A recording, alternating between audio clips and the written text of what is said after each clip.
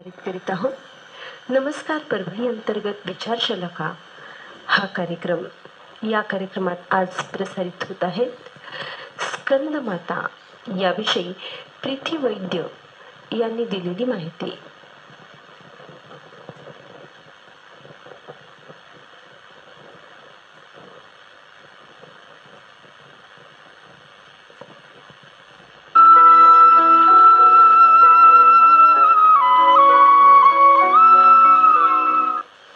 नमस्कार श्रोते हो.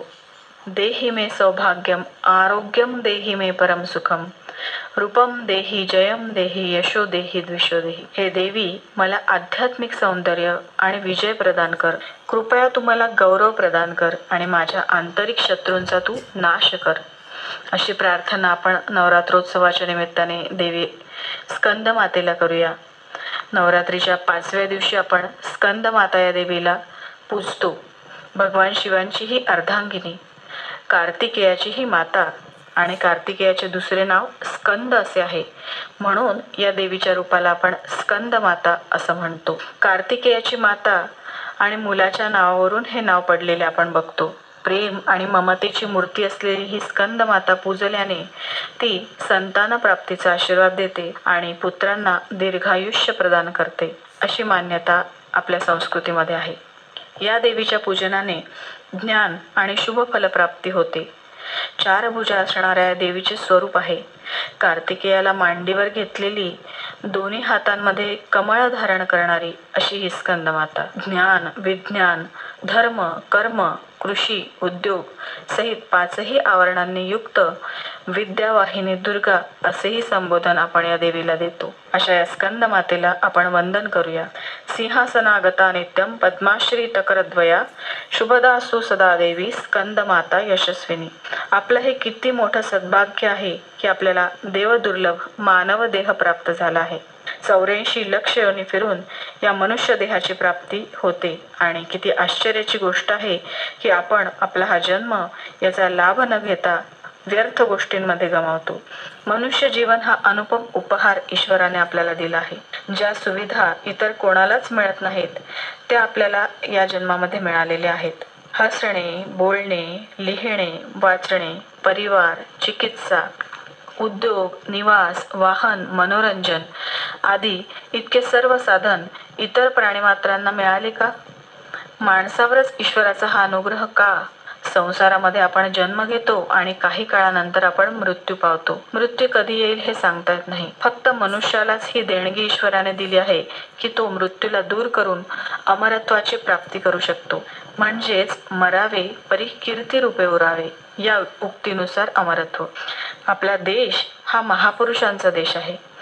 आपण इतिहासाचा अभ्यास केला तर श्रेष्ठ पुरुषांची चरित्रे अभ्यासली तर आपल्याला असं लक्षात येईल की व्यक्तीच्या उन्नतीसाठी काही गुणांची आवश्यकता असते. ज्यांच्याजवळ जितक्या जास्त प्रमाणात हे गुण असतात त्याच प्रमाणात तो व्यक्ती श्रेष्ठ आणि अमर होतो. या गुणांच्या सोपान परंपरा चढल्याशिवाय कोणीही अमरत्वाच्या सिंहासनावर आरूढ होऊ शकत नाही. श्रीमद भगवद्गीतेत ह्या गुणांना दैवी संपदा म्हटलं आहे. आपण आपलं जीवन भोग, विलास, संग्रह, अहंकार यांच्या पूर्तीसाठी वाया घालवतो आहे. आपण आपल्या जीवन उद्देशापासून भटकत चाललो आहोत आणि मृत मनुष्याप्रमाणे आपल्या आयुष्याचं ओझं आपण वाहत आहोत. आपल्याला उचित आहार, व्यायाम, तप यांच्याद्वारा शरीराला शुद्ध आणि अंतःकरणाला पवित्र बनवून यज्ञीय जीवन व्यतीत करायला हवं. आपल्या जीवनाचा प्रारंभ नित्य ब्रह्ममुहूर्तावर उठून व्हायला हवा. पहाटेची हवा ही दोषरहित आणि स्वास्थ्यपूर्ण असते, म्हणून आपण त्या वायूला प्राणवायू म्हणतो. या वायूच्या सेवनाने आपल्या चेहऱ्याची कांती वाढते, मन प्रसन्न राहते, आपलं संपूर्ण शरीर निरोगी राहते. पहाटे उठल्यामुळे शरीरामध्ये उत्साह आणि चैतन्य येतं. प्रातःकाळचं सुंदर, मधुर, नयन मनोहर वातावरण, पक्ष्यांचा किलबिलाट आपल्या मनामध्ये नवीन चेतना निर्माण करतात, नवजीवन ज्योती प्रज्वलित करतात. मनामध्ये काही करून दाखवण्याची इच्छा जागृत होते आणि प्रातःकाळी जगदंबेची केलेली आराधना, स्तोत्रमंत्रांनी केलेली तिची उपासना, त्या जगदंबेचे स्वरूप आपल्याला प्राप्त होण्यासाठी आणि तिचा कृपाशीर्वाद आपल्याला प्राप्त होण्यासाठी नवरात्र हे 9 दिवस आपण खूप महत्त्वाचे मानतो.